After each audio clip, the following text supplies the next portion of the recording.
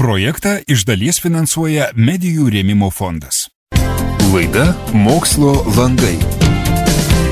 Dar putinų vaisių atlikti yra antimikrobiniai tyrimai. Tyrėme putino vaisių sulčių ir etanolinių ekstraktų, tai yra spiritinių ekstraktų poveikį įvairiem pavojingiam mikrobam. Tai yra ypatingai bakterijoms, kurios sukelia žmogui pavojingas ligas. Visi medikai tikrai žino, koks pavojingas yra auksinis stafilokokas, kuris ir sukelia hospitalinės infekcijas. Viena iš tokių irgi bjaurių, nemalonių ligų yra salmoneliozė, kurią sukelia pavojinga bakterija. Ir tyrėm, kaip putinų sultys ar putinų ekstraktai veikia šitas bakterijas, lyginom su antibiotiko poveikiu. Pasirodo, kad kai kurių veislių sultys veikia, aišku, truputį silpniau negu antibiotikas, bet veikia pakankamai stipriai įvairias patogeninės bakterijas, kurios žmogui sukelia nemalonės ligas ar netgi mirtinas ligas. Taip kad poveikis buvo stiprus. Ir stipresnis